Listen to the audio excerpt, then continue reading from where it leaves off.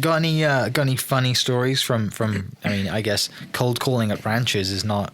It's not really the safe thing to do, right? You're rolling up to someone's ranch in your truck, and they're like, "Who are you? What do you want?" It's crazy. Yeah, walking out with a shotgun. Yeah, like at first I was like super scared because it can be a rough crowd. Of course, like it's ag industry, so the whole "you're on my land" thing. Like I can shoot you. Overalls and shotgun type of situation. Yeah, but yeah, I've had a few like weird circumstances, a lot of like not interested, and it adds another like mix to it that a lot of times a house is also where their farm is. So you're not just going up to their business where they're there during business hours, it's also like their house, and they walk inside for lunch and it's like, I'm at your house now. It's a weird deal, and all of them have huge dogs, so that's also a weird mix. Maybe like 5 years ago, I got real jacked on this book called The Ultimate Selling Machine. Okay. Have you ever heard of it? I have not. You got to read it. It's real. Good read? It'd be, he did a lot of, the author has passed away now, but he did a lot of real estate coaching. Okay. But anyways, it's about like one-on-one sales. And he talks about just doing like radical things to get business.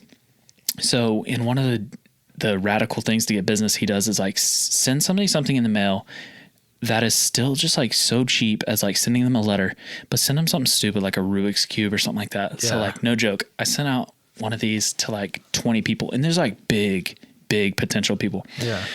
This guy has like 300 or 400 horses. And so I'd send him a Rubik's Cube and be like puzzled about how to save money or something. I mean, just like it's the cheesiest thing stupid ever. Thing. But it was like something they can't throw away, like a Rubik's Cube or something, just like small enough where it was cheap, but like big enough where they like wouldn't throw it away, hopefully. Yeah. So I send this guy this Rubik's Cube, no callback. And I send him something else. So it was like, send him something, then call him like a week later. Sure. So I can't get this guy on the phone. I keep sending them these stupid things. And finally, I called up. Part of the book talked about how just act like you know them. So I finally get on the phone with this guy, and I acted like I knew him. And the lady forgot to put me on hold. So she goes, blah, blah, blah farms. And I go, is this guy here? And his name's Danny. I said, is Danny there? They go, who is this? I said, oh, it's just Steve. And they're like, so, most salespeople are like Steve Cook with Cook. Yeah, of course. Yeah. That's Steve. Who are you with? I was like, I'm just Steve. I was just needing to talk to Danny. They're like, oh, I'm sorry. I thought you were a salesperson. I was like, okay. So she forgets to put it on hold. She goes, I don't think he's here. Hold on one second. She forgets to put it on hold. She goes, his name is Steve. He acts like he knows you. He goes, okay. So he comes up, gets on the phone. He's like, yeah. I was like, this guy's rough. I mean, like outer shell. Now I've gotten to know him, so I know he's not. But outer shell, I mean, he's like, sounds rough. He's like, what? I'm like, I'm sure my voice got like so high. Like, hi, Steve. Hi, this is Steve with Cook Me Outdoor. Like, now what do? I've told this guy, like, it's just Steve. I know you, Yeah. So I'm like, oh, this is Steve with Cook Me Outdoor. Did you get my package? So he's like, what? I'm like, I've been sending you these packages. One was a calculator, one was a Rubik's Cube, like all this stuff. He starts laughing. He goes, yeah. He goes, I ain't interested. Click. I was like, dang it. Yeah. So anyways, it goes on, man. I tried for another like 2 or 3 months. Can't ever get a hold of him.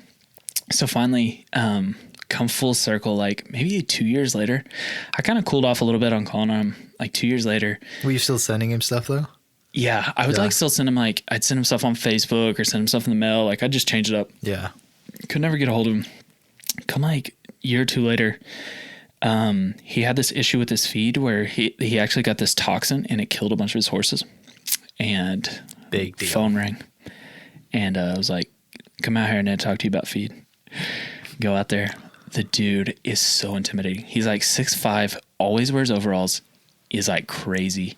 Like look like he's a farmer. He is not like small. super has like hundreds of horses. He's a big deal in the industry.